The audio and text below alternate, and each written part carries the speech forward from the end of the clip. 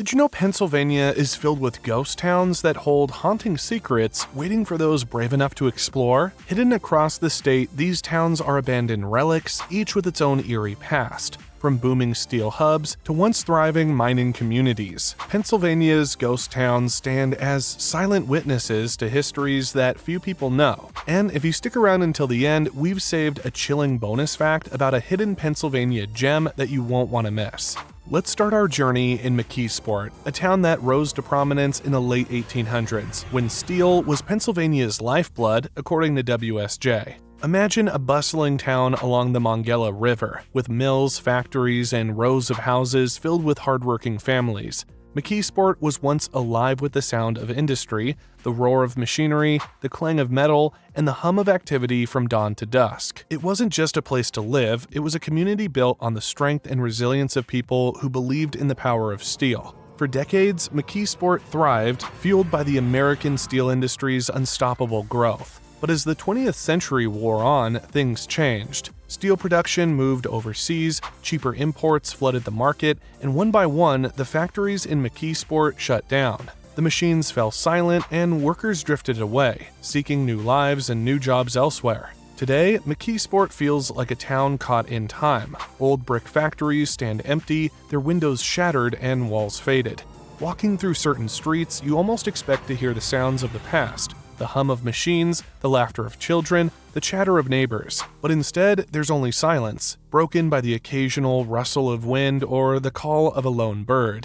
In some neighborhoods, life still lingers, but much of McKeesport feels like a ghostly open-air museum, a tribute to a once thriving town left behind by progress. Our next stop is Monessen, another town that owes its life to steel. Founded in the early 1900s along the Monongahela River, Monessen was strategically located for transporting raw materials. Steel mills popped up, jobs were plenty, and people flocked to Monessen, hoping for steady work and a close-knit community.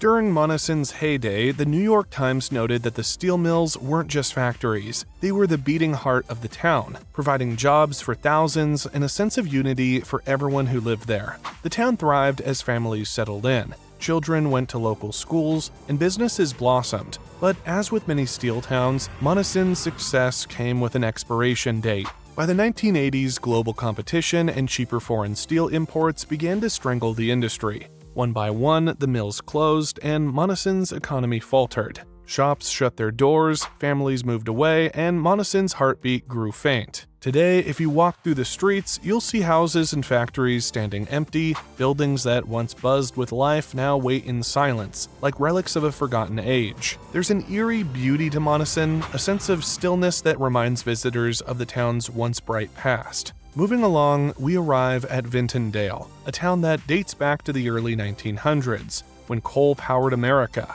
Situated in Pennsylvania's coal country, Vintondale wasn't just a mining town, it was a community that thrived on coal. Generations of families worked in the mines, digging deep into the earth to fuel the nation's industries and heat its homes. For the people of Vintondale, coal wasn't merely a job, it was a way of life. The town had everything it needed: houses, schools, stores, and of course, plenty of hardworking miners. But as the coal seams started to dry up, Vintondale's fate was sealed. Jobs vanished, families packed up, and the town emptied out. Today, Vintondale is a different place. The CGO stated that where once there was a bustling town, there are now quiet fields and overgrown paths. The remnants of its mining days, an old coal tipple here, a crumbling foundation there, stands as reminders of Vintondale's past. Nature has begun to reclaim the land, erasing traces of the town that was once full of life. Visitors who wander through these fields might feel the echoes of Vintondale's past, yet all they'll find now is a serene, almost peaceful landscape.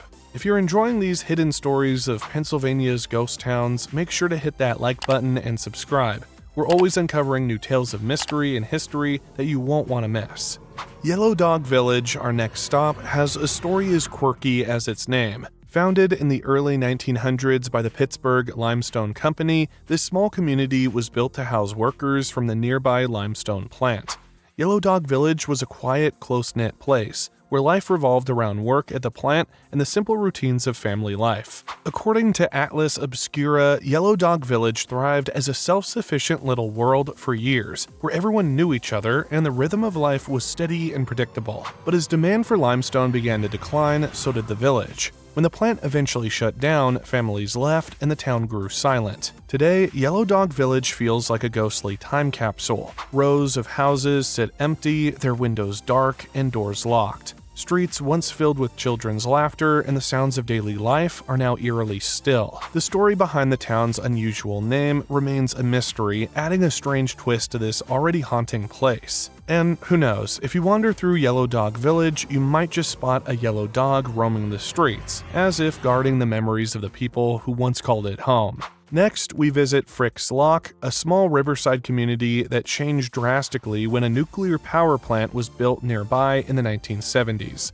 Before the plant, Frick's Lock was a peaceful town where families lived in harmony with nature, surrounded by Pennsylvania's lush landscape. But as safety concerns about the power plant grew, residents were forced to leave and Frick's Lock was abandoned. TripAdvisor noted that walking through Frick's Lock today feels like stepping into a ghost story.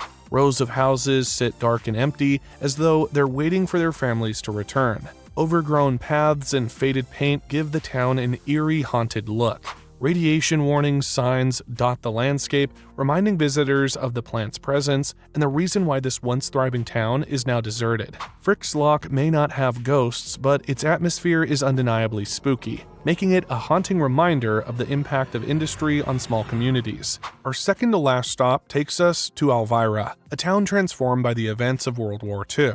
Pennsylvania State University highlighted that in the 1940s, the U.S. government seized the land, displacing families to build a military storage site with dozens of concrete bunkers. Alvira, once a peaceful village, became a storage depot for wartime supplies, its residents forced to leave their homes behind. Today, Alvira is a ghost town with a twist. Nature has slowly reclaimed much of the area, but the bunkers still stand, hidden among trees and overgrown fields. Walking through Alvira feels like exploring a forgotten chapter of history, with each bunker silently telling its own story. Visitors who venture here might feel like they're in a real-life game of hide-and-seek, discovering bunker after bunker in the dense woods. It's a place of mystery, where the past and present intertwine, and secrets lie just beneath the surface. Our final stop is Pithole City, a town that sprang to life in 1865 when oil was discovered nearby. Practically overnight, Pithole went from empty land to a bustling town filled with hotels, theaters, saloons, and hopeful people chasing the promise of fortune.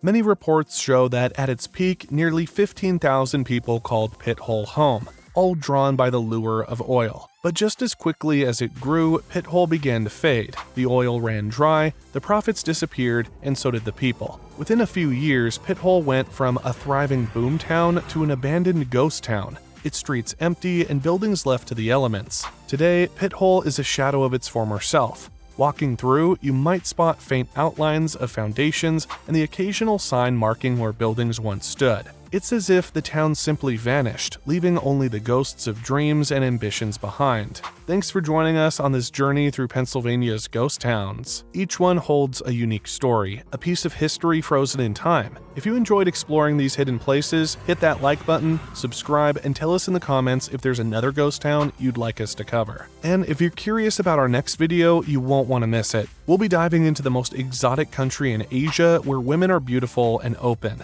It's a place unlike any other, where culture, beauty, and charm blend together in a way that's truly mesmerizing. Make sure to subscribe so you're the first to know when it drops. Until next time, happy exploring.